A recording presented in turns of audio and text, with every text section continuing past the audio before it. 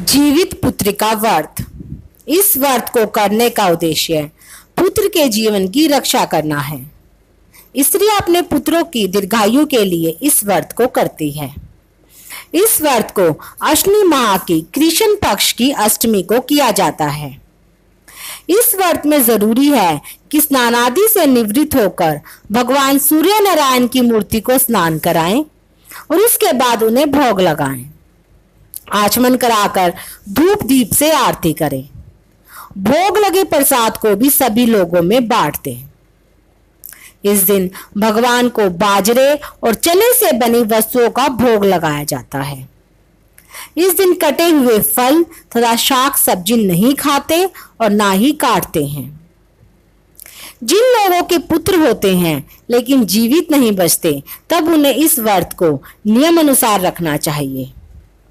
इस व्रत के प्रभाव से बच्चों के मरण दोष का नाश होता है। खासतौर पर यह व्रत उत्तर प्रदेश, झारखंड, बिहार एवं नेपाल में मनाया जाता है। जीवित पुत्रिका व्रत पूजा विधि। हिंदू पंचांग के अनुसार यह व्रत अश्विनी माह की कृष्ण पक्ष की सप्तमी से नवमी तक मनाया जाता है। जीवित पुत्रिका व्रत निर्जला किया जाता है, जिसमें पूरा दिन एवं रात पानी नहीं लिया जाता। इस निर्जला व्रत को विवाहित माताएं अपनी संतान की सुरक्षा के लिए करती हैं। यह व्रत 3 दिन किया जाता है। तीनों दिन व्रत की विधि अलग अलग होती है। नहाई खाई। यह दिन जीवित पुत्रिका व्रत का पहला दिन कहलाता है। इस दिन से व्रत शुरू होता है। इस दिन महिलाएं नहाने के बाद एक बार भोजन लेती हैं, फिर दिन भर कुछ नहीं खाती। खुरजितिया। यह जीवित पुत्रिका व्रत का दूसरा दिन होता है। इस दिन महिलाएं निर्जला व्रत करती हैं। यह दिन विशेष होता है। पारण। यह जीवित पुत्रिका व्रत का अंतिम दिन होता है।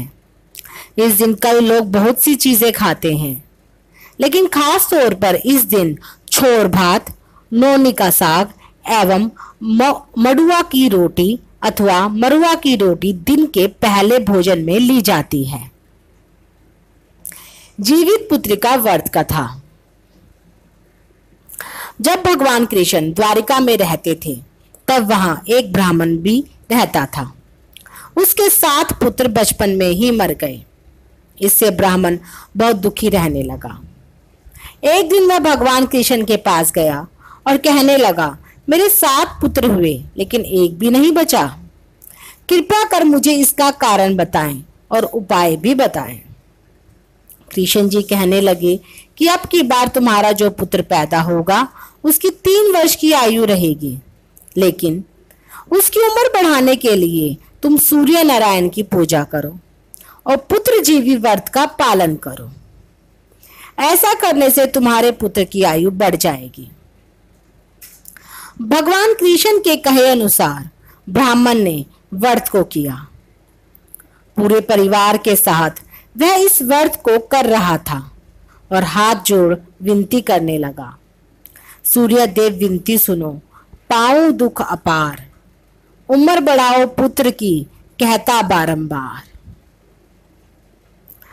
ब्राह्मण की यह विनती सुनते ही सूर्य देव का रथ वहीं रुक गया और उनकी विनती से प्रसन्न होकर सूर्य देव ने अपने गले की एक माला ब्राह्मण के गले में डाल दी और फिर अंतर ध्यान हो गए। कुछ समय बाद ही यमराज उस ब्राह्मण के पुत्र के प्राण लेने आए। यमराज को देख ब्राह्मण और ब्राह्मणी कृष्ण जी को झूठा समझने लगे।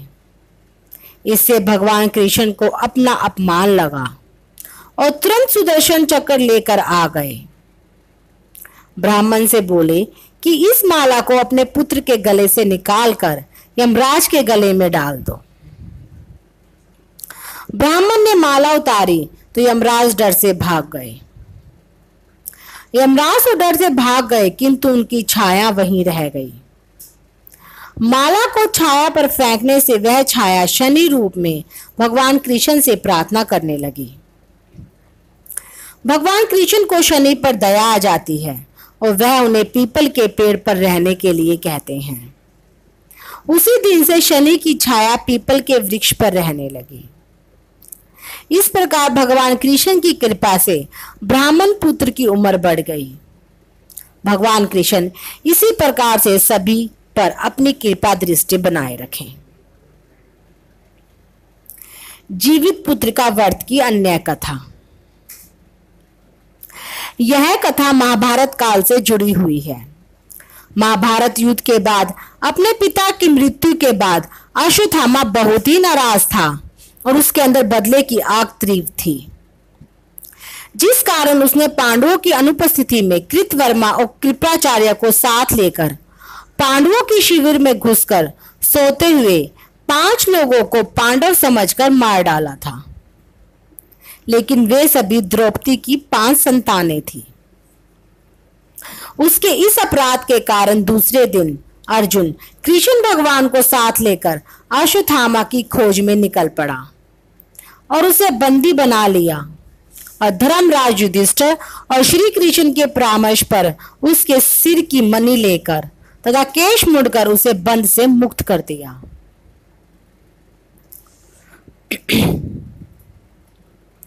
अश्वत्थामा ने अपना अपमान बदला लेने के लिए उत्तरा की अजन्मी संतान को गर्भ में मारने के लिए ब्रह्मास्त्र का उपयोग किया, जिसे निष्फल करना नामुमकिन था।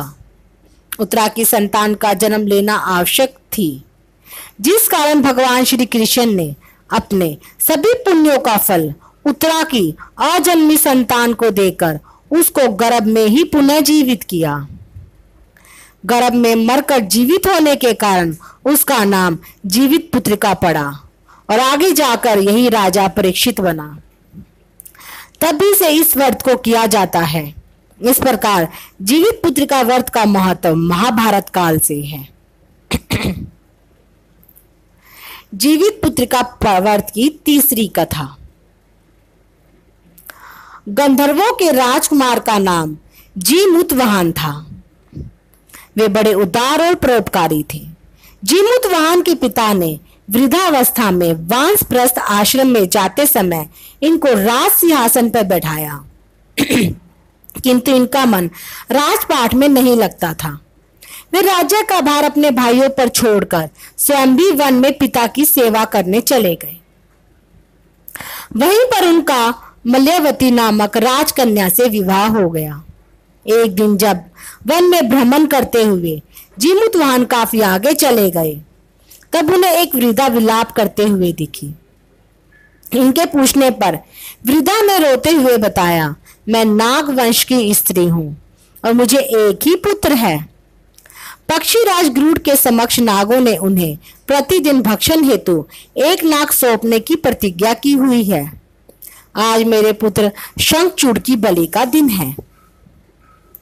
जीमूतवाहन ने वृद्धा को आश्वस्त करते हुए कहा, डरो मत, मैं तुम्हारे पुत्र के प्राणों की रक्षा करूंगा।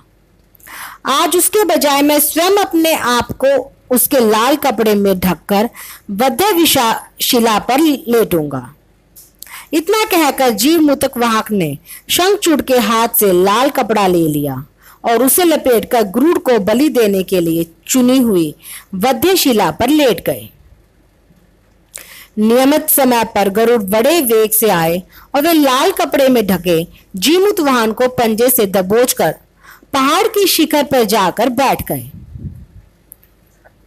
अपने चुंगल में गिरफ्तार प्राणी की आंख में आंसू और मुंह से आहा निकलता न देखकर गरुड़ जी बड़े आश्चर्य में पड़ गए।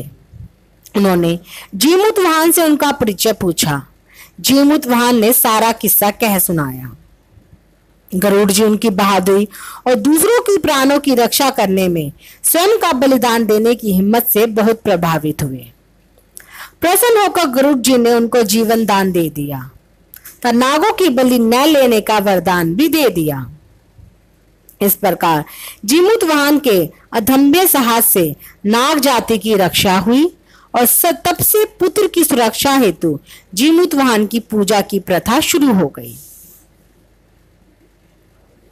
अश्विनी कृष्ण अष्टमी से प्रशोत काल में पुत्रवती महिलाएं जीमूतवाहन की पूजा करती है, कैलाश पर्वत पर भगवान शंकर माता पार्वती को कथा सुनाते हुए कहते हैं कि अश्विनी कृष्ण अष्टमी के दिन उपवास रखकर जो स्त्री साय प्रशोध काल में जीमूत वाहन की पूजा करती है तथा कथा सुनने के बाद आश्चर्य को दक्षिणा देती है या पुत्र पौत्रों का पूर्ण सुख प्राप्त करती है। व्रत का पारण दूसरे दिन अष्टमी तिथि की समाप्ति के पश्चात किया जाता है। यह व्रत अपने नाम के अनुरूप फल देने वाला है। संतानों के स्वस्थ, सुखी और दीर्घायु होने के लिए माताएं जीवित पुत्र का व्रत करती हैं। कुछ इलाकों में इसे जूतिया भी कहा जाता है। जीवित पुत्र का व्रत महत्व कहा जाता है। एक बार एक जंगल में चील और लोमड़ी घूम रहे थे। तभी उन्होंने मनुष्य जाति को इस व्रत की विधि पूर्वक करते देखा एवं कथा सुनी। उस समय चील ने इस व्रत को बहुत ही श्रद्धा के साथ ध्यान पूर्वक देखा। वहीं लोमड़ी का ध्यान इस ओर बहुत कम था। चील के संतानों एवं उनकी संतानों को कभी कोई हानि नहीं पहुंची, लेकिन लोमड़ी की संतान जीवित नहीं बची। इस प्रकार इस व्रत का महत्व बहुत अधिक बताया जाता है।